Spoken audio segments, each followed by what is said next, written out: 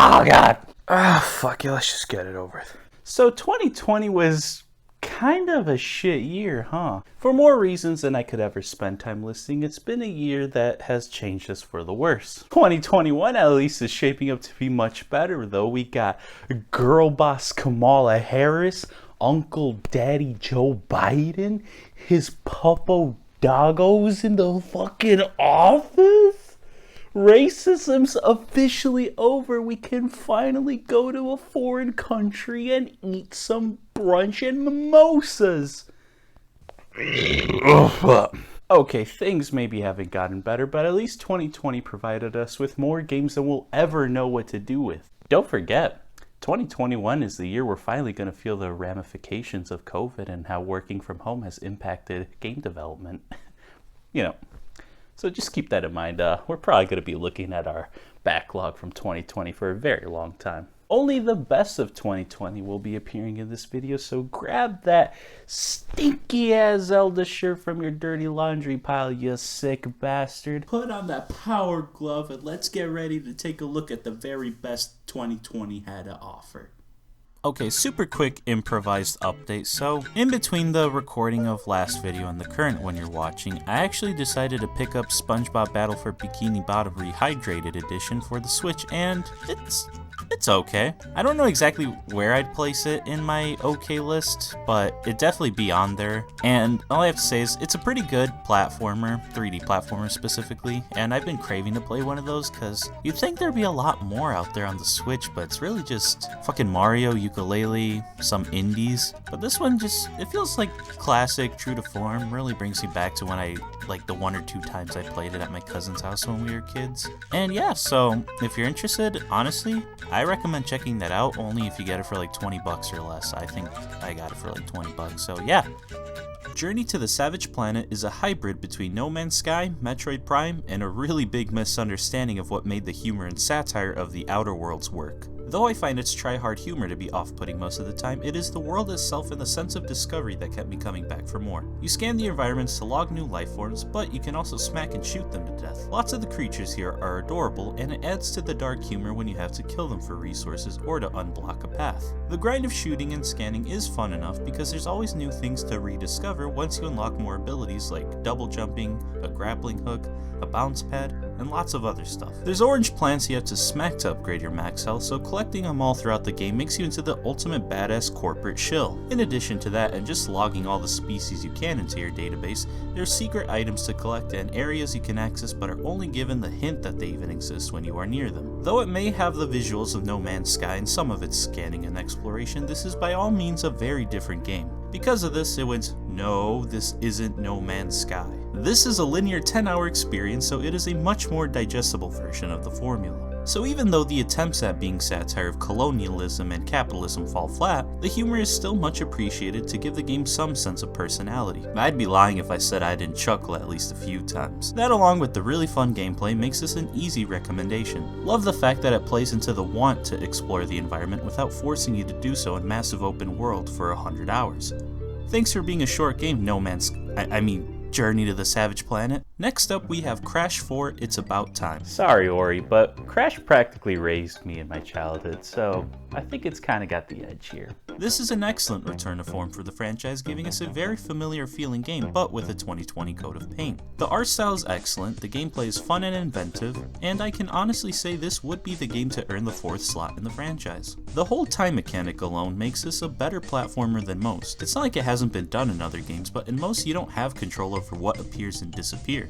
Here it becomes a whole mechanic of its own you have to control. Before, you just had to know when to run, jump, and spin. Now in certain levels you have to learn when to make platforms appear or disappear, and it's thrilling when you feel like you're on top of your game. Seriously, cannot recommend this one enough. Gets the award for Best Platformer. Valorant. This is a game I didn't put much time in, but when I did, it was loads of fun. It's basically a hero shooter version of Counter-Strike, making it the most accessible way to play that game. Because of the art style, you can run this on lower settings to get more frames, and it still looks good. Only reason I stopped playing is because I have no friends that play on PC, and that anti-cheat you're forced to have on that takes over your computer is kind of pretty much super bullshit. Do not want to deal with that. Even if you have a weaker PC, I suggest you check it out. I think you'll be surprised at how well it looks and plays. Congrats on winning Best Free-to-Play Shooter, Valorant. So, I'm not into the 2D brawler genres, I find it too repetitive and slow-moving. Streets of Rage 4 managed to shift my entire perspective on what a brawler can be. The first thing that will stand out is how awesome the art style is.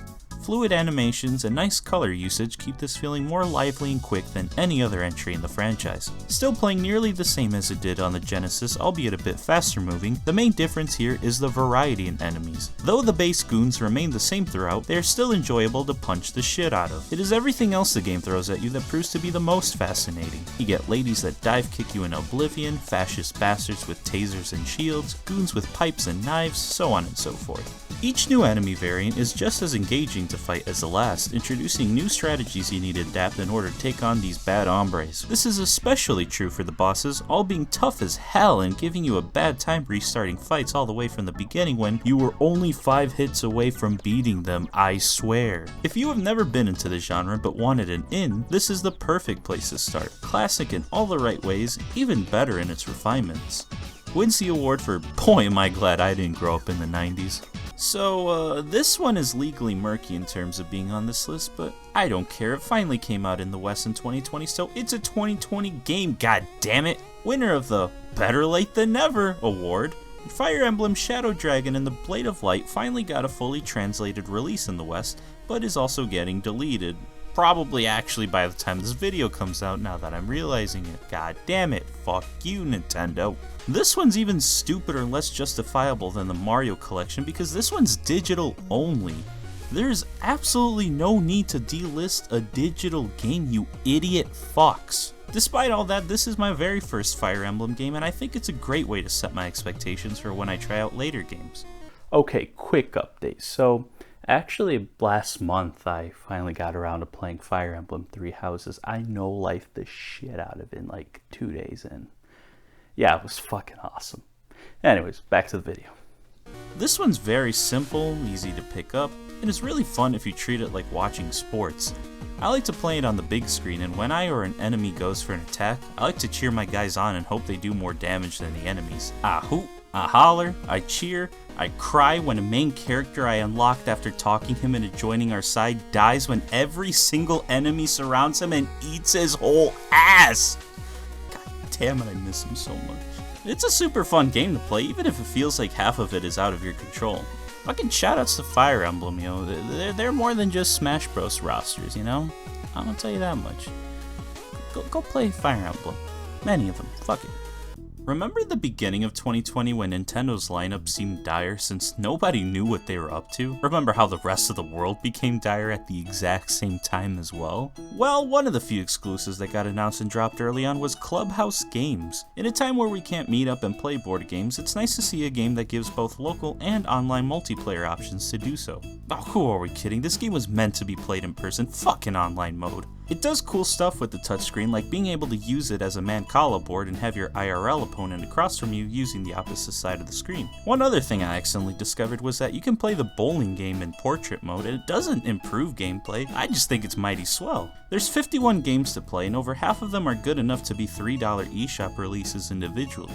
Insanely good deal for a really good collection of board games and minigames. I give it the award for least pandemic friendly game. So Risk of Rain 2 is one I didn't even know came out in 2020, but I am so glad I gave it a chance. The first game was not my cup of tea, so it was shocking to see that the sequel switched from a 2D pile of poo-poo to a 3D shooter that's now getting the award for Best Gyro Aiming Controls on the Switch, because Jesus Christ, this is objectively the best feeling shooter on there. It is so much fun to play as you learn each map and ability over time, making each run a bit easier, but never too easy. The game will spawn enemies like crazy, and the frame rate is impressively good even with everything in the kitchen sink being thrown at you lots of the time. Not perfect at all by any means, but still playable even at its worst. Very fun game I recommend, especially at its low asking price for what proves to be a very fun and addicting roguelike. Immortals Fenyx Rising is a game. It is not Breath of the Wild, but you'd feel right at home playing this if you ever played that. It's a much better version of it in my opinion because it's way more streamlined. It still retains the idea of go anywhere and do anything in any order, but your weapons don't break.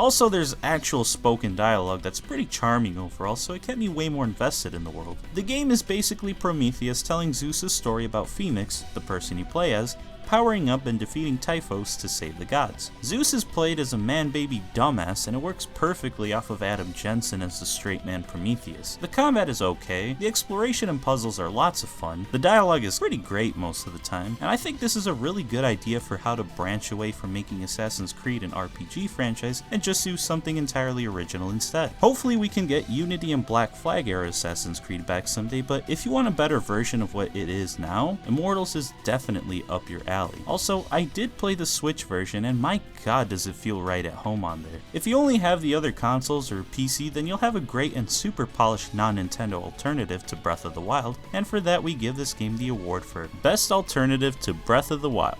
I love Bejeweled. It has been the classic go-to puzzle game from when it was on my mom's flip phone to now on my PC and smartphone. Other than that, I've never really done a full deep dive into puzzle games. I was watching the Nintendo Indie World Showcase a few months ago, and one game in particular caught my eye.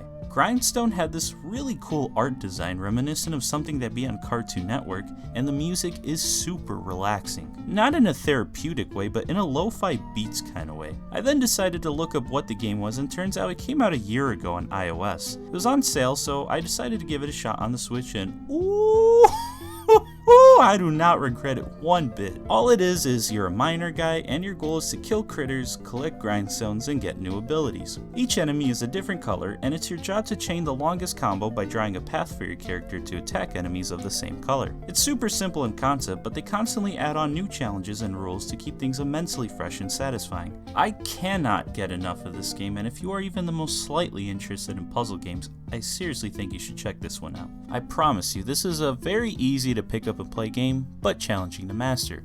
That's always the template of a truly great game, and for that we give it the award for Thanks for letting me know this game exists, Nintendo! Mortal Shell is one that always interested me because it looked like the most blatant Dark Souls ripoff, and that actually attracted me. Little did I know that it actually has the most unique mechanic of all, the ability to turn a stone, making you freeze and be invincible to attacks. So basically the way this works is that you can turn a stone for as long as you hold the turn a stone button, maximum of like a few seconds. This gives you so many opportunities to play around with. You can freeze before an enemy attacks and get ready to roll away as soon as you unfreeze, you can freeze while an enemy is about to land its sword on you, or you can freeze in the middle of an attack when you see it's not going to land, and then wait until the enemy is back in range to unfreeze and get the hit in. It is seriously one of the most genius new mechanics I've seen in a long time, and it made this an absolute joy to play. Also, instead of only playing as one character and having to level them up, here you get 4, each with their own unique stats and upgrades to unlock. I love switching up who I play as to try and tackle bosses in different ways, seeing who works best in what situations. If you were looking for a more accessible way to get into Souls-likes, this is one of the more forgiving ones while still being super challenging. Congrats on winning Best Original Souls-like.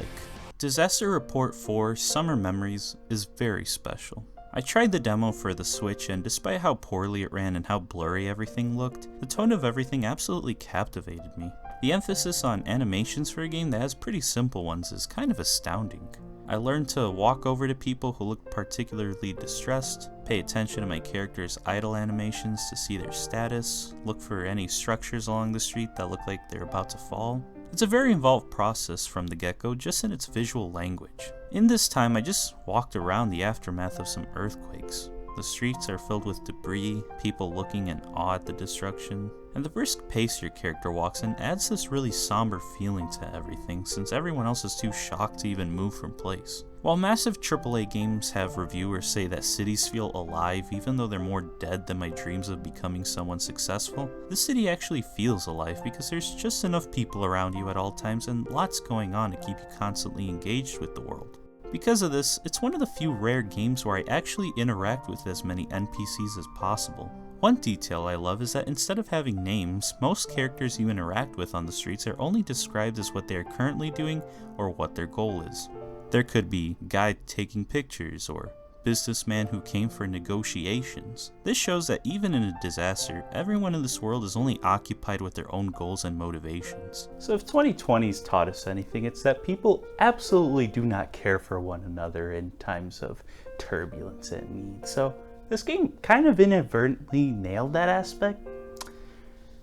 Good for you for showing the worst of humanity accurately. Fuck. Despite that, you can choose to be whoever you want in this world. This leads me into what makes this game even more unique: the dialogue. The options are akin to Fallout New Vegas, except instead of telling you exactly what you'll be saying, they'll give you options to say or do, and sometimes even tell you your motivation for choosing that option. You can be a saint or you can be an asshole, and the options will always be clear enough so that you know exactly what your actions will result in. So that's everything I got out of the game just from playing 10 minutes of a demo. I immediately went to buy it on the PS4, and I can say this sense of genuine fascination that the game gave me holds up for much longer than those initial 10 minutes. As you walk around and explore the city for items and people to help out, there will be random earthquakes, and each time it's intense because you never know if this one's going to be light or knock you on your ass as the road in front of you collapses. The destruction in the game is genuinely shocking at times. There are moments where I would actually say, "Oh my god," out loud as I witness a whole group of people I just talked to get destroyed by a collapsed building or sink into the ocean. For a game that looks the way it does, it's an incredible achievement that it got these types of sad and emotional reactions out of me. Speaking of, it looks much better on PS4 than it does on the Switch. The frame rate can go from the 10s to the 60s whenever it feels like it, and it never has any consistency to it. For a slowly paced game, I can accept this. It's a PS3 game that plays like a PS2 game that got made into a PS4 game but has the technical craftsmanship of a PS1 game. If you can put up with the technical shortcomings, you'll find a game that is surprisingly human in a time when we need it. I really love this game, and I think you will too if you're into unconventional stuff.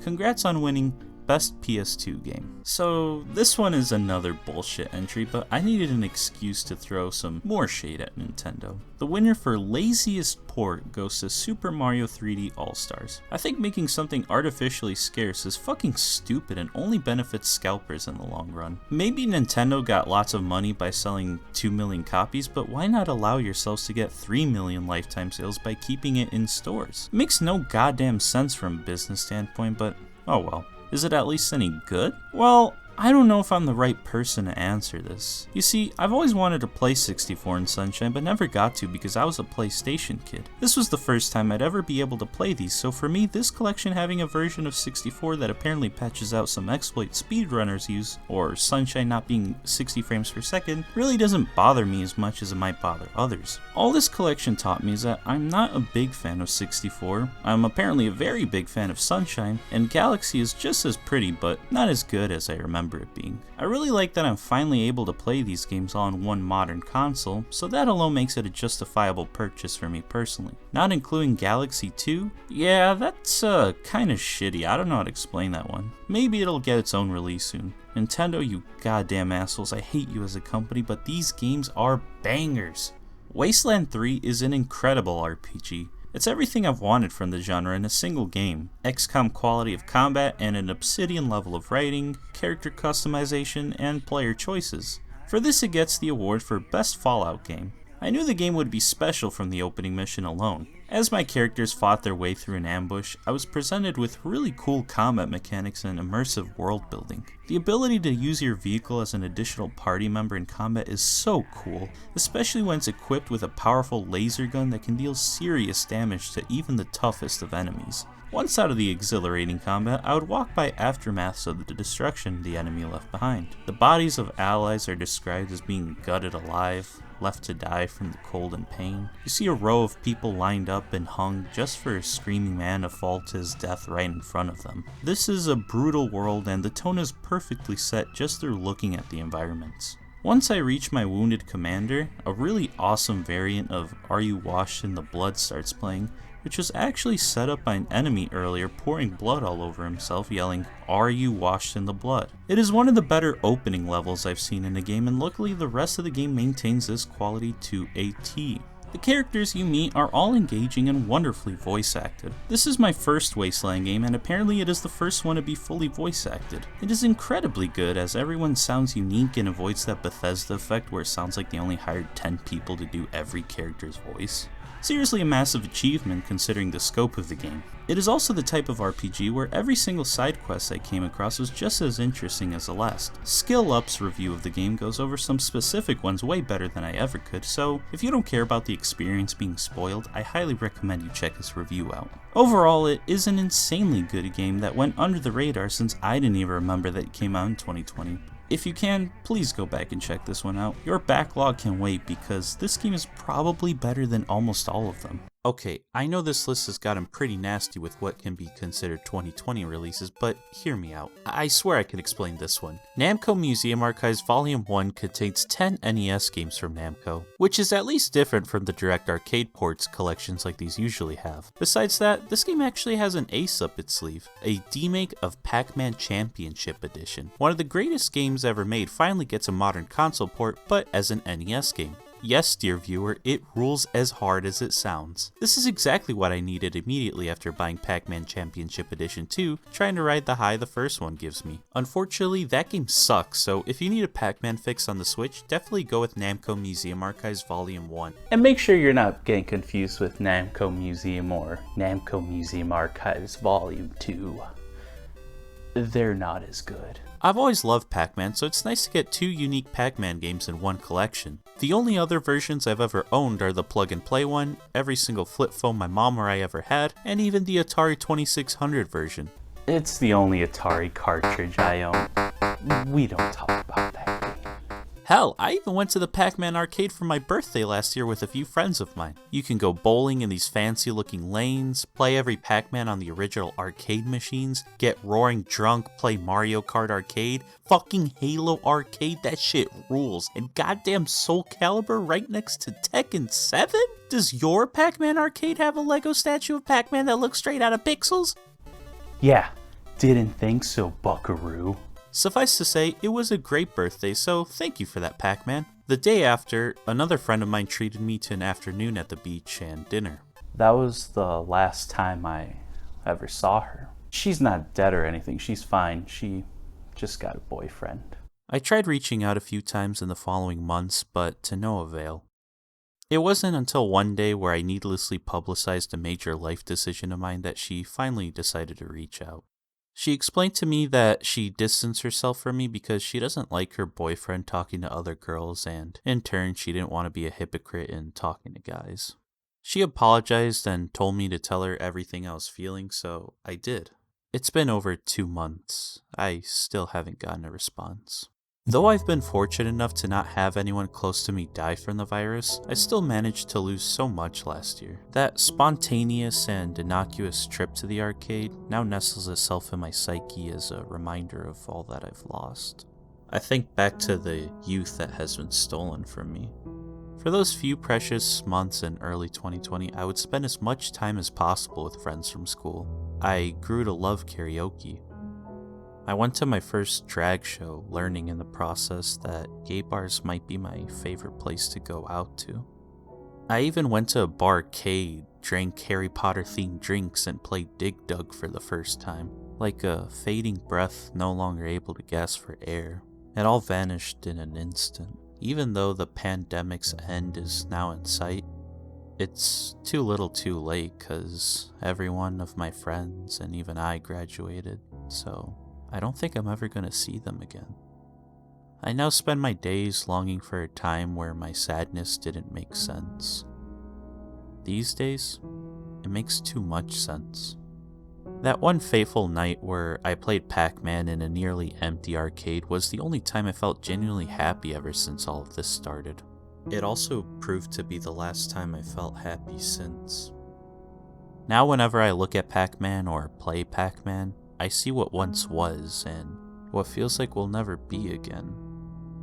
I can only wonder what things would be like in an alternate universe. Would I be happier? Would I still have my friends? Would I be playing Pac-Man as much as I do now? Who knows? I suppose it doesn't even matter. But did you know this collection also has motherfucking Sky Kid? Yeah, I'll admit, I've never played most of the games in this collection, but this is definitely the other standout besides the Pac-Man games. I don't know why it left me so impressed with how addicting and challenging it is. If you've ever played Cuphead and remember the plane boss battles, then you know how this one controls. It's that type of game where you can go forward, but it's hard to move backwards unless you do a barrel roll. And then when you pick up a bomb, you can't barrel roll because both are mapped to the same button. Your goal is to pew pew baddies either on the ground or in the sky, but each level has one big baddie that can only be taken out with a bomb, so in that time you can't barrel roll. It makes for a really fun challenge where the game becomes the NES version of a fucking bullet hell. Okay, I gotta stop now before I get too annoying, but I just think this game really deserves more attention. Can you honestly say you've heard of fucking Sky Kid before clicking on this video? And they say I never do anything for you. Sky Kid and the Pac-Man games alone are well worth the price of admission for this collection. There's also a really good shmup called Dragon Spirit. That one's a fun time. Feels incredible with a controller, trust me. I would know. You get a cute Japanese action platformer with horror aesthetics, a weird puzzly platformer of sorts called Mappy with a bitchin' soundtrack that's only one song.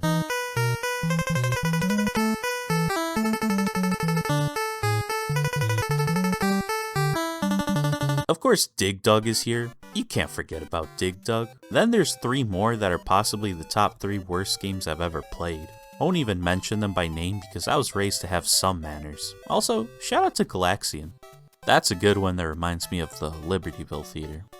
They had a Galaxian arcade cabinet next to this golfing one in the corner of the tiny, decaying lobby. That was my favorite place growing up until it tragically closed its doors about 2 years ago. Now it's gonna be made into a parking lot apparently.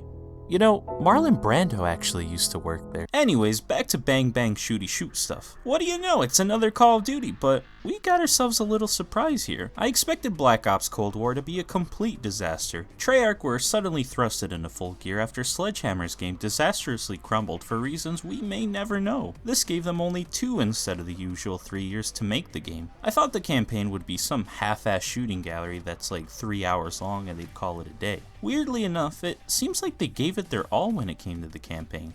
Editor's note, actually, I just realized that Raven Software did the campaign, not Treyarch, so God bless them. I'm scared to admit this, but this might be one of the greatest COD campaigns ever made. Exciting, thrilling, and inventive with some of its levels, this is COD at its very best. The KGB infiltration level is easily up there with All Gillied Up in the upper echelon of campaign levels. It really is a great way to portray you as some secret CIA operative going on Black Ops during the Cold War.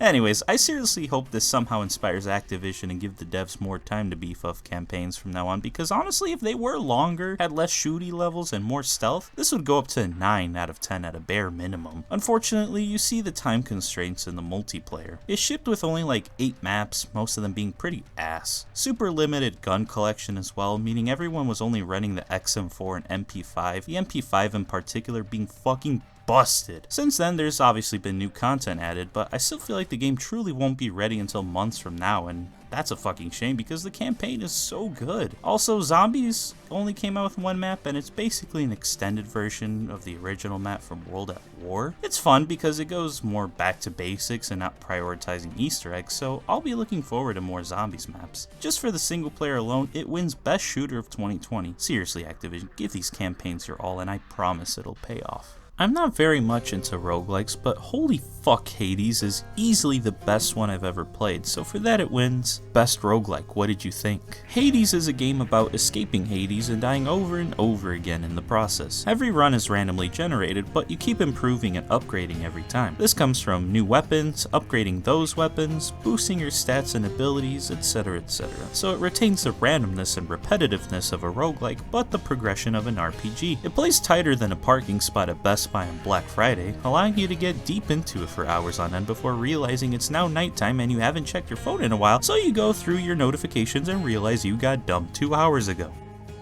So yeah, I don't play it anymore after that, but I promise you, if you're worthy of love, I highly recommend this one as it provides hundreds of hours of perfectly polished content at a surprisingly low price for what it is. Star Wars Squadrons is a game that I never knew I wanted until I played it. From the very moment I was given control in the campaign, I knew I was in the presence of God himself. The mixture of sim and arcade elements make this the most engaging yet accessible that flight in a Star Wars game has ever been. Switching to diverting power to your shields when you're getting getting overwhelmed by blaster fire, then putting it all into your speed to maneuver away is the type of badass role-playing I've always wanted from a Star Wars game. Speaking of speed, my god is this game fast. Why are we going so fucking fast, nigga? Hell! The Battlefront games of yesteryear did a good job of replicating what war in Star Wars would be like, but this has perfected what it means to fly in a Star War. I played it on an Xbox One, so if I enjoyed it this much on the quote worst version, then I can't imagine what playing in VR with a full throttle and chair setup would feel like. Super Bunny Hop's review on the game almost convinced me to go out and buy a PSVR headset, but I held back. Maybe someday I'll be able to afford to play the best version of one of the very best Star Wars games ever made. This gets the award for maybe dreams do come true. Call of Duty Warzone. I think I owe my life to this one. Since it came out last March, my friends and I have hopped on almost every night to play it. In a time where we can't see each other as often as we'd like to, this is our moment to just bond, talk, and have a good time. For that alone, the game personally means the world to me, and I'll fondly look back at it probably for the rest of my life. But as a game, there is lots of bullshit that keeps it from being the top dog, let me tell you. Like in any major online game, every update seemingly fixes one thing and majorly breaks 3 other things that were fine before. I swear, it's like these companies aren't content with just leaving games alone. And the file size, dear lord, what the fuck, Infinity Ward. Every other studio has figured out how to properly compress things, but with the endless microtransactions that keep being added in, that means more things we have to download in order for it to show up on our screens if we don't own the content ourselves. This is why I don't believe in the "it's just cosmetics" argument. It actually hurts all players in the long run by pointlessly increasing file sizes. Compress your goddamn games, Infinity Ward. I have lots more beef with the game that continuously builds up with each update, it seems like, but overall, I couldn't think of a better game to bond with the boys over. Thank you for your insanely fun but shitty little game, guys. You're taking home the award for most addicting game as I desperately try and grind my weapons to max levels so that I'll always be ready for the nerfs and buffs you throw our way without warning. Ghost of Tsushima is the rare game that exceeded all expectations I had for it. I desperately tried following its development after its announcement, but was given absolutely nothing throughout the years except for that one E3 demo with Fluke Guy. I tweeted at Sucker Punch once every few months because I just had to know more about this beautiful looking game that was setting itself up to be a samurai epic along the lines of a Kurosawa film. Turns out that's pretty much exactly what the game was, and I can't believe it lived up to the hype the way it did. From the opening cutscene of a small band of samurai facing an endless amount of invaders, I knew we were in for that well-known cinematic flair PlayStation exclusives always seem to go for. The way it seamlessly transitions to you riding a horse among a sea of flying arrows taking down everything around you, my god is this something to behold. Later into the intro, you are tasked to ride your horse in a field of flowers, and next thing you know, the title card comes up. Accompanied by the way the music swells up, this is up there as one of the all-time great opening title cards in video game history.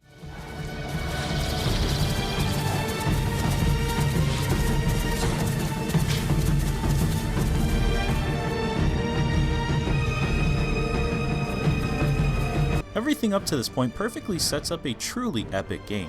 You are Jin, a samurai who must rid the island of Tsushima of Mongolian invaders, whatever the cost may be. The main point of conflict isn't really about the Mongolians, but rather the conflict between Jin and his uncle who raised him like a son. Once Jin starts adapting the ways of the ghost, his traditionalist uncle's ideals of what it means to be a samurai directly clash with this.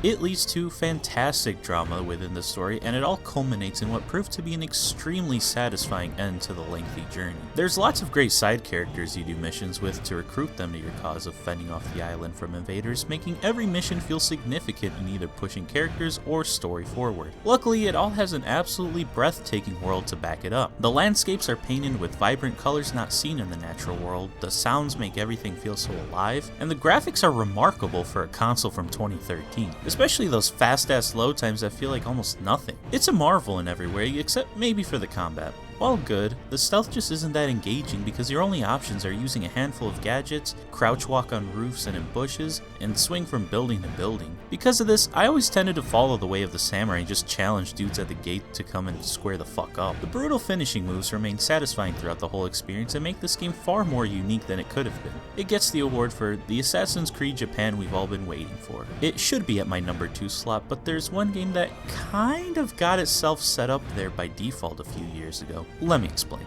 At second place we have Persona 5 Royal. So I played the original when it came out, and it honestly saved my life as it got me out of a really bad place. For that, I will be forever indebted to the game, as it gave me the ultimate escape from reality as I went to school, made friends, created bonds with them, and once in a while entered the hearts of corrupted adults and made them confess to their crimes. Royal is just the extended cut of the game, adding a fuck ton of new features such as an interactive gallery you can walk around and decorate, new activities to do around the city, a grappling hook that adds even more to explore in the dungeons, and new confidants. As of this writing, I'm only about 25 hours in, but everything is better than what I remember the original being.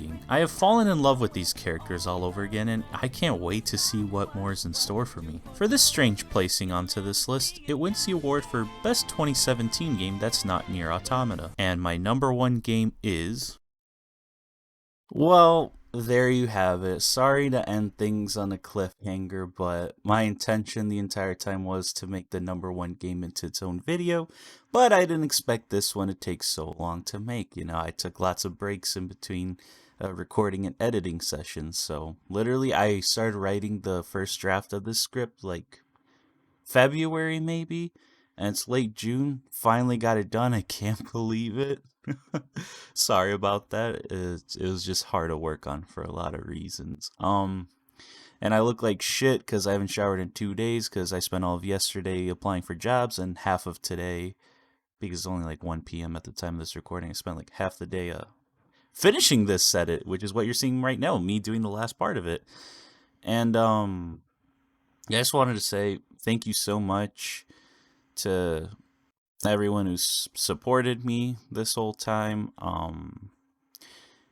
And yeah, speaking of the GoFundMe, what I've been able to do is I got some new equipment. Like, that's why you saw green screen elements being used in this one, lighting with that green screen, and it didn't go great because initially I was getting used to green screen when I first got it, but then I took a break from working on this video, so then there's lots of late green screen elements that just don't work that I messed up on in the editing because I forgot how to use green screen stuff. So that's why you're gonna see some inconsistencies like that throughout, or did see inconsistencies like that throughout. Also, just a few quick things. Yeah, I'm not gonna promise a release window for the final entry into this video series, which will be my actual game of the year. There are some games I actually played since. I know I included in the beginning a part when I really thought I was gonna push into the finish line with SpongeBob. That was months ago. Holy shit, I fucked up. But I actually played Assassin's Creed Valhalla. It's not great. I think I played like 2 hours and then just sold it online again for how much I paid for it. And then I also tried some other games on Game Pass, probably. Yakuza Like a Yakuza. Why can't I say it right? Whatever. Yakuza Like a Dragon is pretty alright. I don't know if I could put it anywhere on a list. I've only played it for like 10 hours, but anyways, yeah, so that should be every single 2020 game I've played. Probably missing some, but I don't care anymore. This video has got to get out. Just get out of my life so I can clear my hard drive and fucking be able to record for the new video in this series. And yeah, just sorry for the technical mishaps that you see throughout. You know, that was me forgetting how to do green screen, but hopefully by the next time I use it, I'll be a master. Thank you for the support, the views, the likes, the patience. And yeah, who knows when I'll see you guys next time for this video series, but hopefully it's sooner rather than later. Thank you. Have a good one. And now, folks, it's time to say goodnight. We sincerely appreciate your patronage and hope we've succeeded in bringing you an enjoyable evening of entertainment. Please drive home carefully and come back again soon. Good night.